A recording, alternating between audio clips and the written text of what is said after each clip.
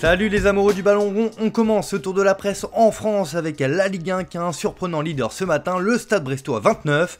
Comme le placarde le journal L'Équipe ce matin, Brest en tête après sa victoire contre l'Olympique Lyonnais hier soir 1-0. Grâce au but de Steve Mounier, Brest assomme l'OL de Fabio Grosso et passe leader de la Ligue 1. Hier, Nantes a réalisé un gros coup face à Lorient en s'imposant 5-3, mais ce qui nous intéresse c'est la nouvelle défaite de l'OL et comme l'indique le progrès, pour la première de Grosso, l'OL est toujours sans victoire. Le Télégramme se régale du super début de saison brestois qui est premier de la classe. Et évidemment, on ne va pas passer à côté dans l'Hexagone. Ce soir, c'est le choc entre le PSG et l'Olympique de Marseille. Béni soit le classique, titre L'Équipe sur une alternative. Au lendemain de la visite du pape à Marseille, l'OM se déplace à Paris en quête de rédemption. Ébranlé par le conflit entre dirigeants et supporters, les Marseillais rêvent d'un coup d'éclat chez leur meilleur ennemi parisien.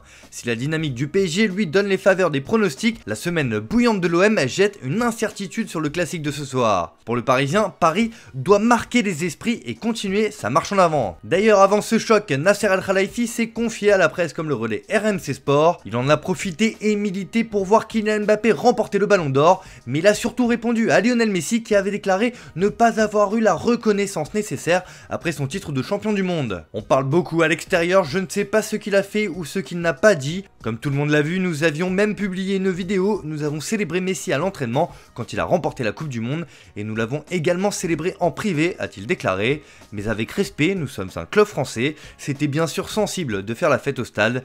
Nous devons respecter le pays qu'il a vaincu, ses coéquipiers de l'équipe de France et nos supporters aussi. Mais il l'était et c'est un joueur incroyable, nous étions fiers de l'avoir ici. Le président parisien remet les choses au clair. Allez, en filant de l'Angleterre, où Manchester City s'est imposé dans la douleur hier après-midi contre Nottingham Forest 2-0. Si l'après-midi avait bien débuté pour les Citizens, elle a tourné au vinaigre avec l'expulsion de Rodri qui a littéralement pété un plomb. Comme le placarde le Daily Mail, c'est la rage de Rodri. Pep Guardiola s'en prend à Rodri pour son carton rouge, mais insiste sur le fait que l'arbitre Taylor était également fautif. En effet, Guardiola n'a pas apprécié le coup de sang de son milieu de terrain. Aujourd'hui, il n'était pas le meilleur milieu du monde, je suis énervé contre lui. J'espère que Rodri apprendra de son erreur et qu'il ne recommencera plus ce genre de comportement. Il doit se contrôler, gérer ses émotions.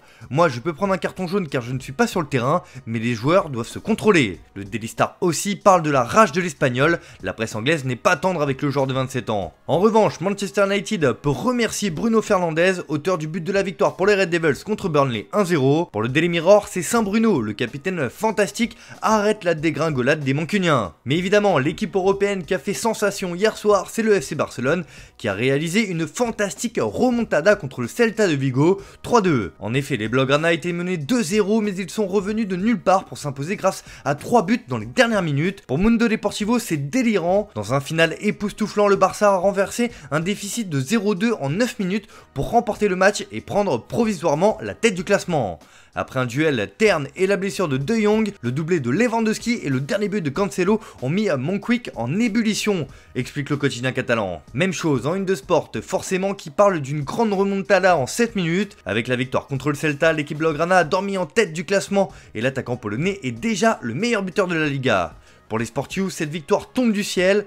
Enfin pour As, Cancelo met la cerise sur le gâteau de cette folle remontada. Bref, le Barça va pouvoir capitaliser sur ce sursaut d'orgueil pour la suite de la saison.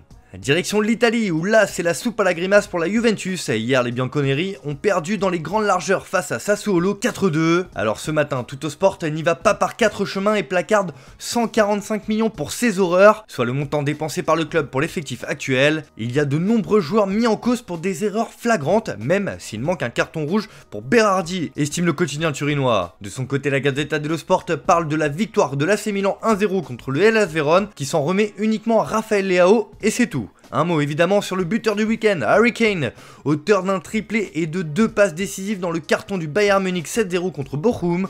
Le triplé de Kane fait tomber Bochum, résume Bild de ce dimanche. Allez, on termine ce tour de la presse en Espagne avec le choc de ce soir, le derby de Madrid entre l'Atlético et le Real. Pour Marca, c'est un derby avec de la classe. Griezmann cherche à marquer son premier but contre Madrid depuis son retour. Bellingham est présent, il a récupéré à temps. Vinicius fait partie de la liste des convoqués. De son côté, As estime que c'est un derby à 2 visages. Griezmann est à la tête de l'Atlético qui doit impérativement gagner pour ne pas dégringoler au classement. Madrid arrive avec un Bellingham invaincu. Koke veut débuter après s'être remis de sa blessure.